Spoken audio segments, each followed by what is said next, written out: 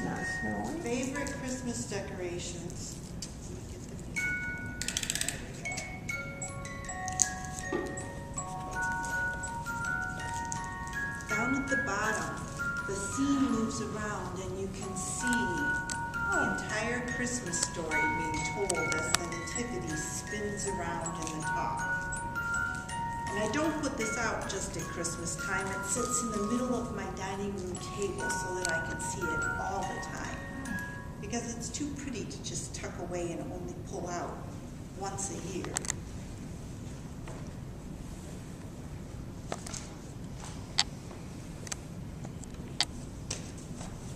I look at this Christmas globe and I wonder how it is I can be blue this time of year.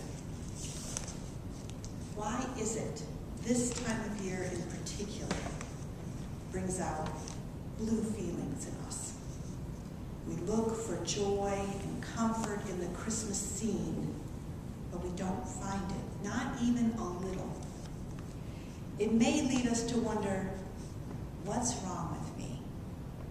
I can't tell you how many times in the past few weeks somebody has come up to me and said, you know, I don't know what it is, I'm just not feeling it this year.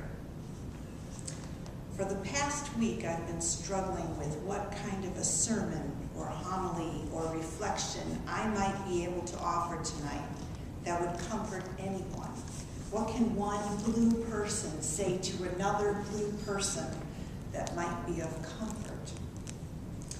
I found many beautiful Blue Christmas sermons online, and when I went to bed last night, I had every intention of reading one of those tonight. You see, I came home from work yesterday in my usual state of pale blue, and by the time I went to bed last night, it was more of a midnight blue. Yesterday, I found out that a good friend of Patty's from high school was in critical condition in the hospital from a heroin overdose. The last time I saw John was on the front cover of the newspaper. They had done a big story on how he was 7 months clean, and he and his girlfriend were running an addiction support group. Last night, John's mom made the very brave decision to post a picture on Facebook of her son's current condition, hooked up to a myriad number of life support machines. She did this to show people the devastation of drug addiction.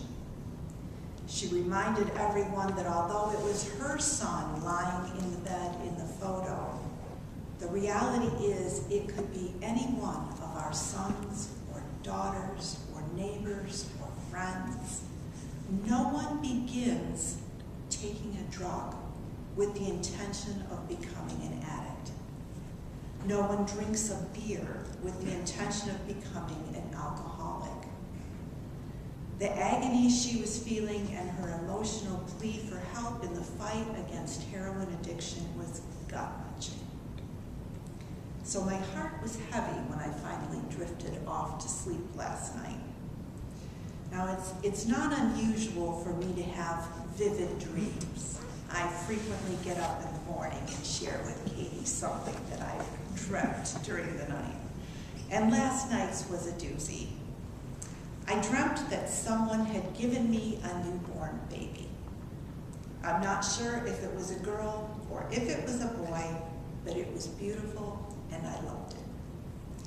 The only problem was, every time I looked down at this baby, it was covered in poop.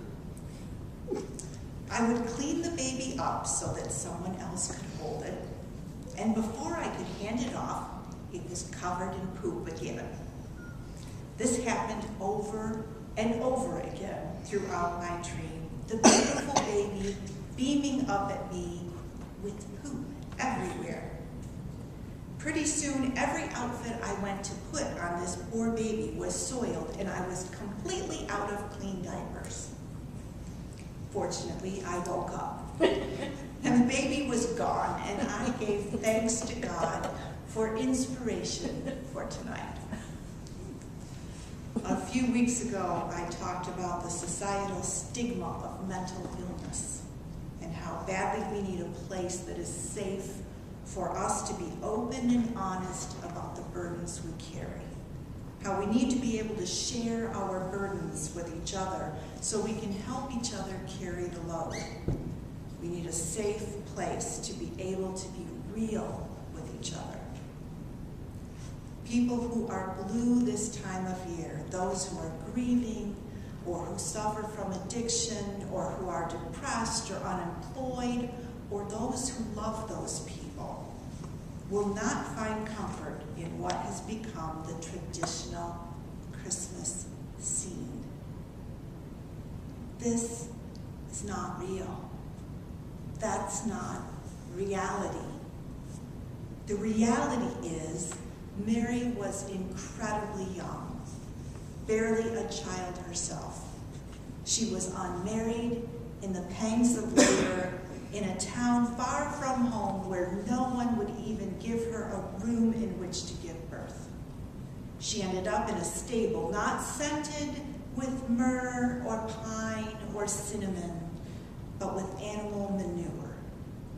She wrapped her baby not in a baby powder-scented soft blue blanket, but in bands of cloth, possibly a feed sack made of itchy burlap. She laid him down in a pile of prickly lice and flea-infested hay and straw in a less than hygienic feeding trough. There was no beautiful music playing, only the noises from the animals mulling about. There were no sparkling colored lights hanging around the stable, only the light from the moon and the stars, and possibly a candle. That is the reality of the Christmas scene. The snow globe nativity is beautiful. We can appreciate it. We can enjoy it for a while, but it's not real. It's been sanitized, which until my dream last night, I didn't understand how much of a problem that was. In sanitizing the Christmas scene, they've removed the comfort from the good news. The comfort, you see, is in the smelly pile of manure. Manure is real. Manure is life-giving. Manure encourages growth. Manure is where our very real God chose to enter our human world, right in the middle of a pile of crap. We find comfort in the fact that God didn't just enter the human world in a real crappy situation and then move on to something better. Jesus lived and worked and spread the love of God and experienced the same real crack-filled situations that bring all of us here tonight. Jesus lived in a world with leaders like Herod and Pilate and Caiaphas, a world full of as much political corruption and terror as we have with our government and Putin and ISIS.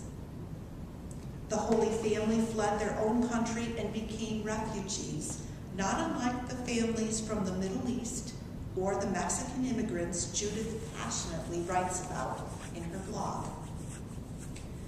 Jesus may not have suffered from mental illness, but his family and friends often thought that he did.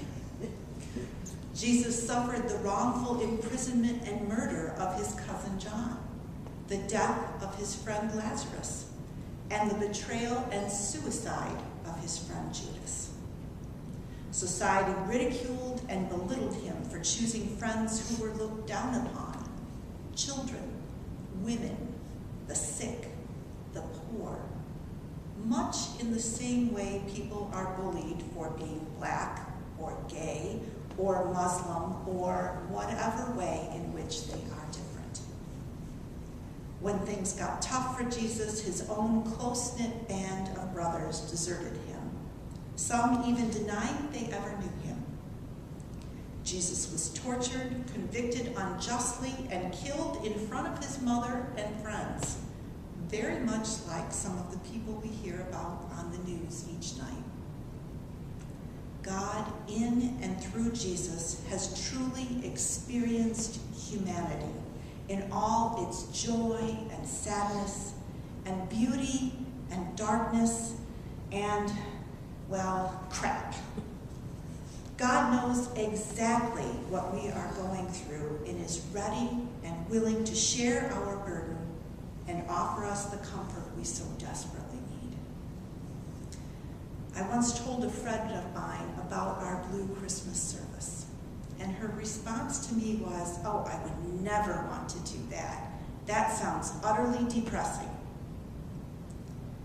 We gather tonight not to wallow in sadness and depression, or to attempt to convince each other to simply paste on a smile and pretend to be happy, but to be real, to acknowledge that we live in a rather crap-filled world, and we often find ourselves, like the baby in my dream, overwhelmingly covered in crap.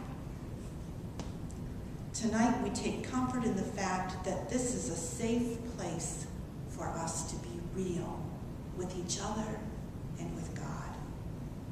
Our real God who understands intimately how crappy our situations are because God has been there. Our real God who has personally experienced the pain of being human and who continues to experience it over and over and over again through each of us.